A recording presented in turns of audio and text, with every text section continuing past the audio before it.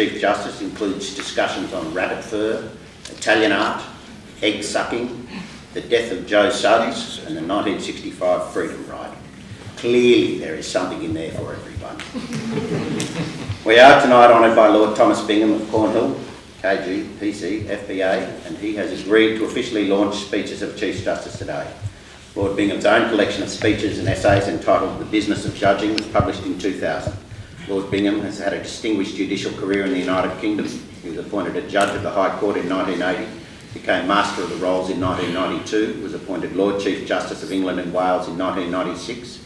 He became the Senior Law Lord in 2000 and was appointed a Knight of the Garter in 2005.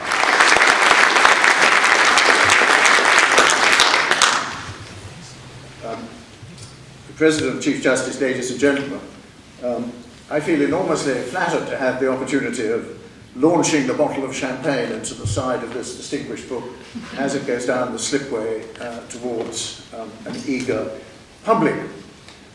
When I became a judge, the judges in the United Kingdom were governed by what were called the Kilmuir rules after the Lord Chancellor who had promulgated them.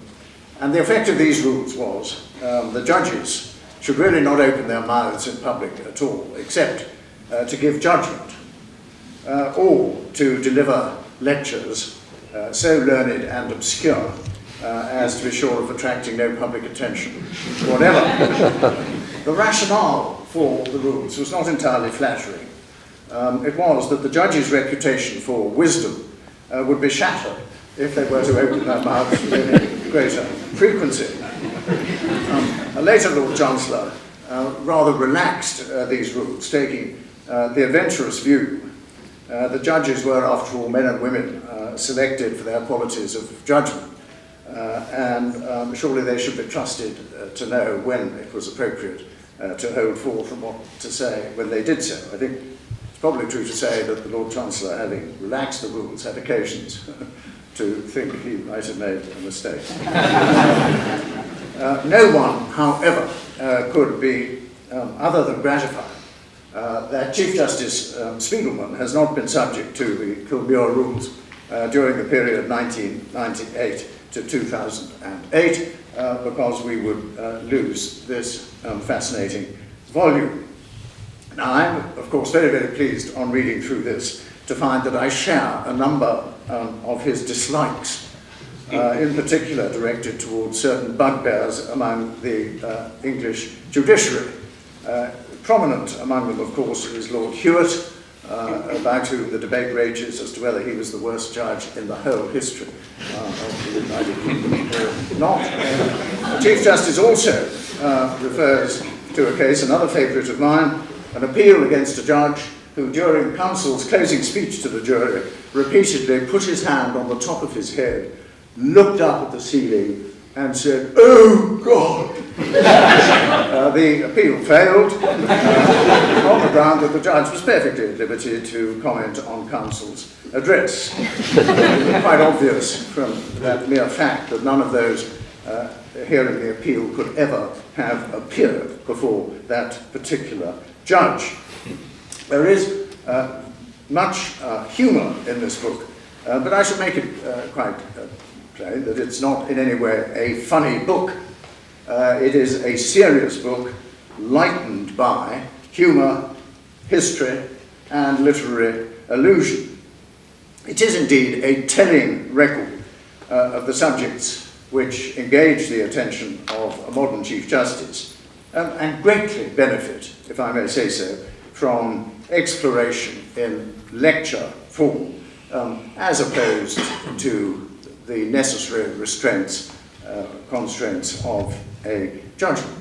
So one finds here illuminating pieces bearing on the duty of judges and counsel, professional conduct and responsibility, criminal trials and sentencing, open justice, fair trials, parole, the law of negligence, contractual interpretation, human rights, public law, judicial comity, arbitration, trends in legal development, and so on. He is also insistent that the practice of the law is a professional vocation, not a trade, to be treated and regulated like any other economic activity, and he insists that the courts are more than a state-funded dispute resolution service. All this strikes chords with me. I recall the Registrar of Civil Appeals, when I was Master of the Rolls, who particularly objected to the department's practice of referring to litigants as customers. He objected to this particularly because it conflicted, he said, and I agree with him, with the notion that the customer is always right. That the most important thing about the litigant is one of them is almost always wrong. Sometimes both.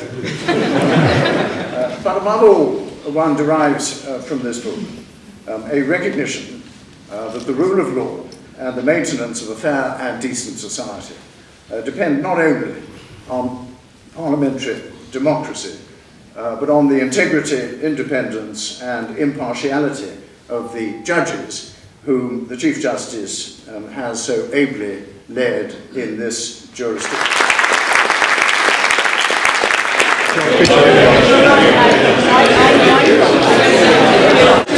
Oh, well. Very thank you.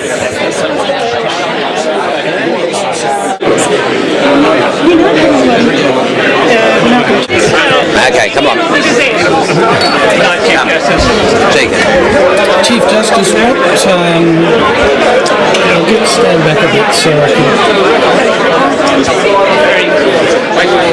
We're doing a recording. Chief Justice, what is your favourite speech in this, in your new volume?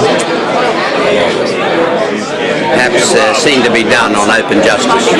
Things to be done on Seen to be done on the principle of open justice. It was my first major legal speech, and its themes are about matters that I regard as significant. And what are the key things you look for when you make a speech? What are the key things you try to achieve when you make a speech? Well, there has to be a coherent theme, and it has to be relevant to the particular audience. So what I don't do many speeches on request. Usually I choose the theme and tailor it to the audience rather than being asked to do a speech on a particular subject. And last one, do you prefer to speak about history or the law? You don't always get your preferences. There's no doubt either. It depends. I enjoy both. Thanks. Okay. Thanks very much. Okay. Bye-bye. I think, it's just funny, isn't it?